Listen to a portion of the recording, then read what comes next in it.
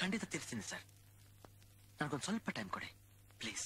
Next month ನಿಂದ repayment ಆಗಲಿಕ್ಕೆ ಬೇಕು. ಖಂಡಿತ ಆಗುತ್ತೆ ಸರ್. ಡಾಕ್ಟರ್ ಆಲಿ ಅವರ ಆಫೀಸ್ ನಲ್ಲಿ ಪಾರ್ಟ್ ಟೈಮ್ ಕೆಲಸಕ್ಕೆ ಸೇರ್ಕೊಂಡಿದ್ದೀನಿ. ಮುಂದಿನ ತಿಂಗಳಿಂದ ರೀಪೇಮೆಂಟ್ ಶುರು ಮಾಡ್ಬಿಡ್ತೀನಿ ಸರ್. ಸರ್ ಅದೇನ್ ಹೇಳಿ. ಪರೀಕ್ಷೆಗೆ ಇನ್ನೇನು ಒಂದೇ ತಿಂಗಳಿದೆ. ನನಗೆ ಟೇಬಲ್ ಕುರ್ಚಿ ಏನು ಬೇಡ ಸರ್. ಡಿಗ್ರಿ ಬುಕ್ಸ್ ಮಾತ್ರ ಕೊಟ್ಬಿಟ್ರೆ ನಾನು ಪರೀಕ್ಷೆಗೆ ಓದ್ಕೋತೀನಿ ಸರ್. ಒಂದು ನಿಮಿಷ.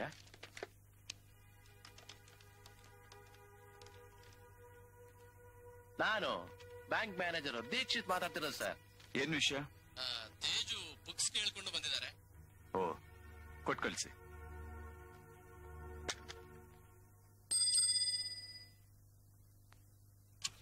ಸರ್ ಭಾಸ್ಕರ, ಇವರಿಗೆ ಯಾವ ಯಾವ ಪುಸ್ತಕಗಳು ಬೇಕು ಎಲ್ಲ ಕೊಡಪ್ಪ. ಆಯ್ತು ಸರ್. ನಿಮಗೆ ಯಾವ ಪುಸ್ತಕ ಬೇಕು ಎಲ್ಲ ಆರಿಸ್ಕೊಳ್ಳಿ. Thank you sir.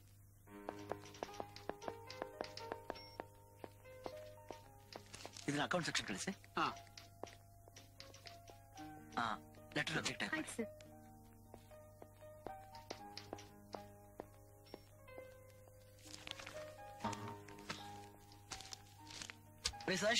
ಬಂದೆ. ಫಂಕ್ಷನ್ ಅರೇಂಜ್ಮೆಂಟ್ಸ್ ಫೈಲ್ ನೋಡಿದ್ರಾ?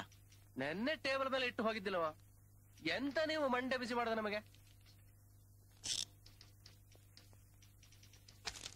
ಸರ್ ಫೈಲ್ ತಗೊಳ್ಳಿ. ಯಾ ನೀವಿಲ್ಲಿ ಇಷ್ಟೆಂತ ದಿನ ಬೇಗ ನೀವು ಕೇಳ್ತಿರೋ ಫೈಲ್ ಇದೆ ತಾನೆ? ಹೌದು.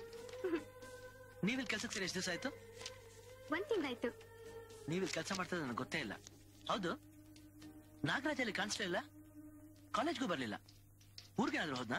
ಇಲ್ಲ, ಊರ್ಗೂ ಹೋಗಿಲ್ಲ, ಮನೆಗೂ ಬಂದಿಲ್ಲ. 3 ತಿಂಗಳಿಂದ ಅವ್ನು ಕಾಣ್ತಾನೆ ಇಲ್ಲ.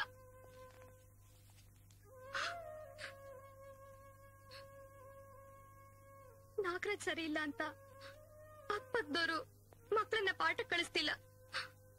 ಅಮ್ಮನಿಗೆ ಬೇರೆ ತಿಂಗಳಿಗೆ ದುಡ್ಡು ಕಳಿಸ್ಬೇಕು. ಅದಕ್ಕೆ ಇಲ್ಲಿ ಕೆಲ್ಸಕ್ಕೆ ಸೇರ್ಕೊಂಡೆ. ನನಗೂ ಅದೇ ಅರ್ಥ ಆಗ್ತಿಲ್ಲ, ನಾಗರಾಜ್ ಯಾಕೆ ಹೀಗೆ ಮಾಡ್ದ ಅಂತ. You don't worry. Dear friends, ನಾಳಿದ್ದು ಈ ಸಂಸ್ಥೆಯ ರಜತ್ ಮಹೋತ್ಸವ. ಈ ಕಾರ್ಯಕ್ರಮ ಒಂದು ಗ್ರ್ಯಾಂಡ್ ಸಕ್ಸೆಸ್ ಆಗಬೇಕಾದ್ರೆ ನಿಮ್ಮೆಲ್ಲರ ಸಹಕಾರ ಅತ್ಯವಶ್ಯ. ಮಂಗಳೂರಿನಿಂದ ಮಾತ್ರವಲ್ಲ, ಬೆಂಗಳೂರಿನಿಂದ ಕೂಡ ಅತಿಥಿಗಳು ಬರ್ತಿರೋದ್ರಿಂದ ನಿಮ್ಮ ಜವಾಬ್ದಾರಿ ಹೆಚ್ಚಿದೆ. ನಾವು ನಮ್ಮ ಸರ್ಕ್ಯುಲರ್ ನಲ್ಲಿ ಹೇಳಿರುವ ಎಲ್ಲಾ ಕೆಲಸಗಳನ್ನ ದಕ್ಷತೆಯಿಂದ ಮಾಡಿ, ಪ್ರೀತಿಯಿಂದ ಮಾಡಿ. ದಯಮಾಡಿ ನಾಳೆಯಿಂದ ಯಾರು ರಜಾ ಹಾಕಬೇಡಿ. ಕಾರ್ಯಕ್ರಮಕ್ಕೆ ಸಹ ಕುಟುಂಬ ಸಹ ಪರಿವಾರ ಬನ್ನಿ.